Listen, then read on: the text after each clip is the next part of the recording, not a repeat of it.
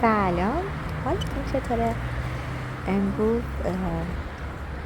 من اومدم هتل داد.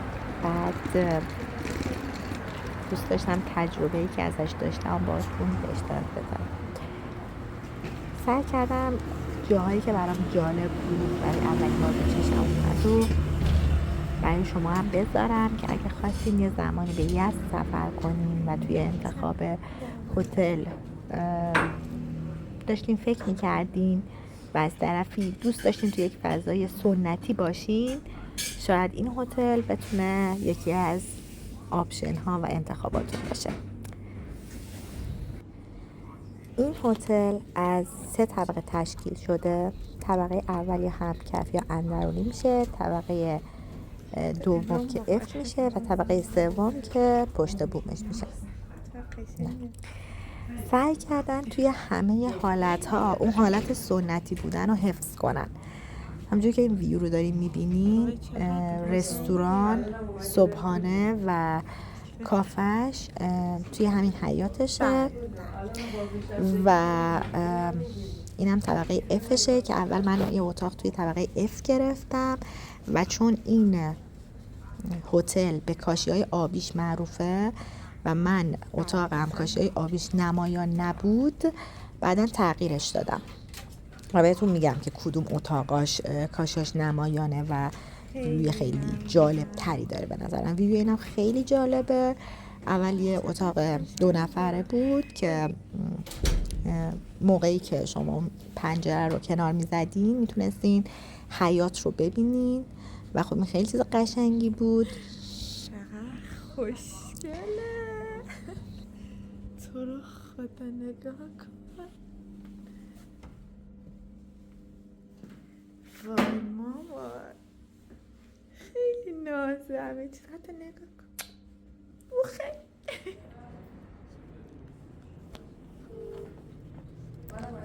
اینم همون حیاتیه که میگم عالیه برای استراحت کردن، عالی و انقدر آرامشش قشنگه که شما لحظه به لحظه شما میتونی زندگی رو در سکوت تجربه کنی. خیلی فضای وایب مثبتی میتونم بگم داره و مخصوصا سالنایی که تعبیه شده، سالن آینه که همون سالن سرو صبحانه یا هتل، سالن پدر که حالا یه ذره خصوصی تره، فضا رو از هم جدا میکنه و یه ذره پرایوسی به شما میدم.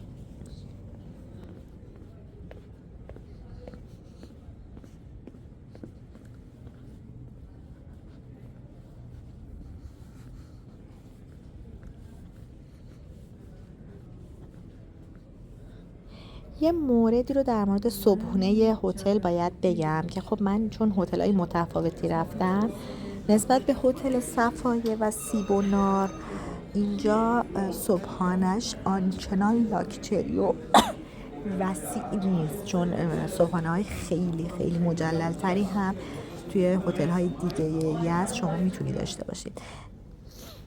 قسمت اون اتاقای جذاب هتل داد از اینجا شروع میشه. یعنی اینجاست که من به خاطرش این هتل رو رزرو کردم و اتاقم هم عوض کردم به خاطرش. اگه اشتباه نکنم توی همون طبقه F قسمت 242 تا 250 برای اتاقهایی بود که ویوش حیات بودن و از 250 به 260 به بالا اتاقایی هستن که ویوش کاشی هست. همونجور هم که میبینید کاشی های آبیه و الان شما میتونید داخل اتاق رو ببینید.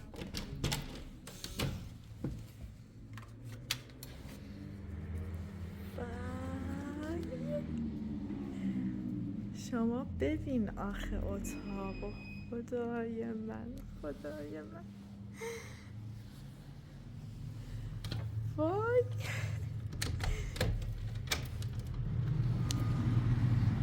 حال کنم داره.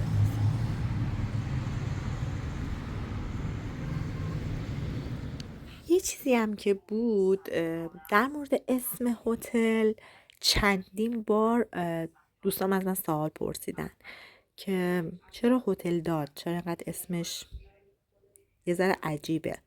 سر همین قضیه من تصمیم گرفتم که برم و از رسپشن مستقیما سوال کنم این قضیه رو و ببینم که دلیل نامگذاری این هتل به این اسم چی میتونسته باشه. ببخشید یه سوال، چرا اسم هتل داده؟ یعنی مؤسسه اینجا آقای دادن. آها، خالق داد، بعدش هم حاج محمد حسن داد. بله دلیلش اینه. حالا تا اینجا اومدم مثلا این هم بهتون نشون بدم چون خیلی خوشگله فضاش و وایبش. اگه خواستیم بیاین واقعا خوبه.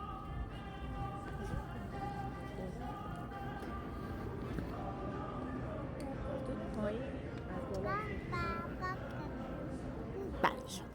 قسمت جالبش اینه که اندرونی هم داره.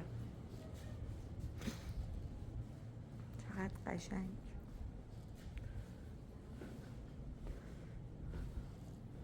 خیلی خوشگله. این رو بریم.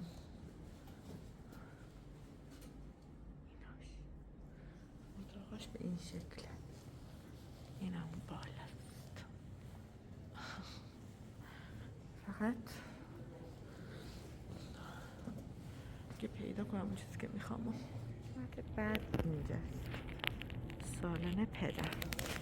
حالا درش نمیدونم بازه یا نه، ولی اینه، ولی خیلی وی آی پی تره، ولی چیز خاصی من از توش نمیبینم. شما میبینی؟ عجیبه. ببندیم در رو. اینم فکر کنم یه چند باری گرفتم ولی باز میگیرم. اینم خود نماشه. حالا هوا به شدت ابری، حالا نمیدونم بارون میاد بالاخره یا نمیاد.